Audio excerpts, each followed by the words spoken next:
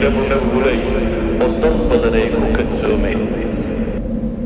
dadka jooga dhakhtarka umniyadooda ugu weyn mataqaana qofka dhakhtar ku jira waxa ugu weyn ee uu rajaynayo qofka dhakhtarka ku jira waa inuu marun kaco akbar umniya. dadka inta haysataa ma ogtay subax intaad soo kacday ma tidhi alxamdulilahi rabbi alcaalamiin saaka waan caafimaad qabaa, mise waa daily life waa sidii dee rootiinka ahayd aad rajaynaysay inaad subaxii iska soo kacdo oo durduriso oo meelaha marmatid oo soo noqotid already waad rajaynaysay. wuxuu nabi maxamed tilmaamay calayhi salaatu wasalaam nicmooyinka ugu waaweyn ee bini aadamku uu garan karay la'yay waxa weeyaan caafimaadka iyo waqtiga. ninku markuu dhallinyarada yahayna waa labada ugu fiican ka da'da la gaadho labaduba way lumaan. da' markaad sii jirtaba caafimaadkaagu hoos buu sii socdaa, isla markaa waqtigaaguna wuu sii yaraadaayo waa lagula yeeshaa.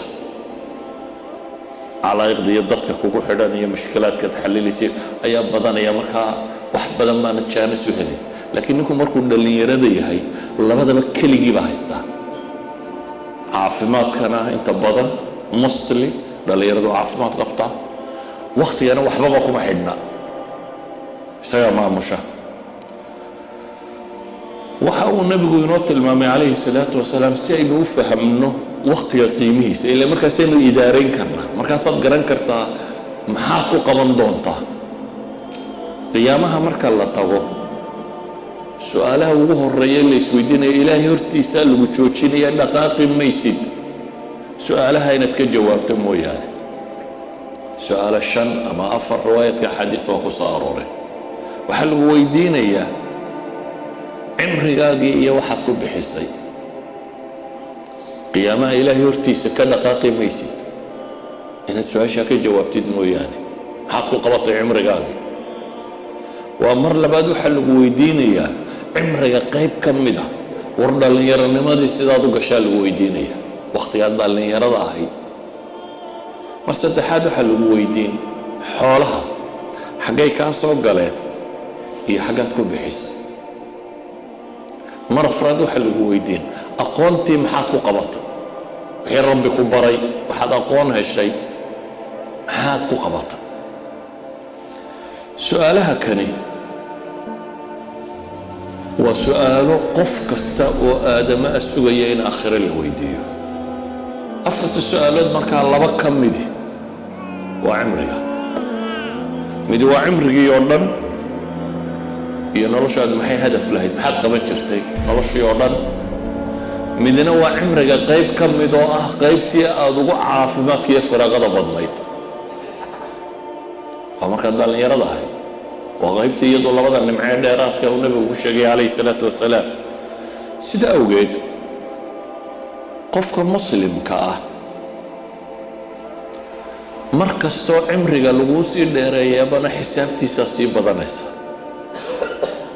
awalam nucamirkum maa yatadakaru fiihi man tadakar waja'akum الnadiir faduuquu famaa lilظaalimiina min nasiir. ilaahay wuxuu leeyahy awalam nucamirkum, war miyaanan idin cimri siinin mid waantooba inuu ku waantoobo baa ilaahay yidhi subxaana wa tacaala. nabiguna xadiidkii bukhaari wuxuu leeyahay acdara allahu ila mri'in akhara ajalahu xataa balaga 60 sana. ilaahay waa u cudur daaray ninuu dib u dhigay oo ajashiisa dib looga dhigay ilaa 60 ka gaadhay.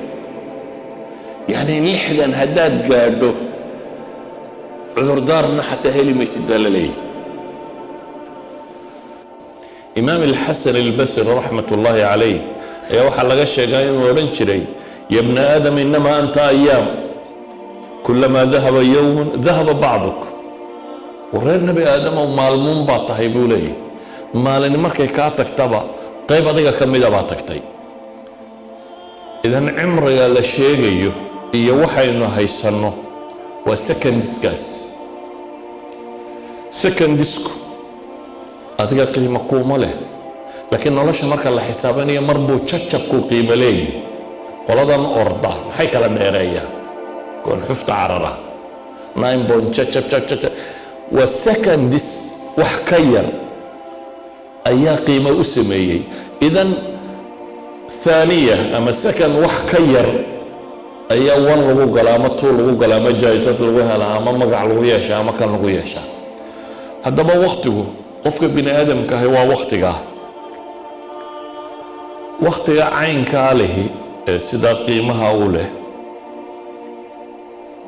كفايدة سيسوح كحرين يبين هذان قيمها وقتك نتفهمت هذه قيمها هي أهمية وقتك أوليه وفهمه qofka bini aadamka ah waxa uu fahmaya garanaya sida uu uga faa'iideysanayo dadka badna xanuun buu ku noqdaa markay qiimihii waqtiga garan waayaan xulay wax allaaliyo waxaan qabtaan garan waayo waqtiga maxaynu ku dilaa haddaad dhimato waxa quraanku inoo sheegay bini aadamku inuu ku warwaraa waa maxay rabbi irjicuun إلهو يعلي وكان أدمك قرن لا هذا يسأل تراهده أي على عالكم نقن دونا إلهو وقت يرد ما هلا يصير هدو مركا قفكو بين هذا هدفكو كلمه قيمها وقت وكلمه أهمية دي سو قرن وايو وقت لفتي ساقفك حنونكم نقضه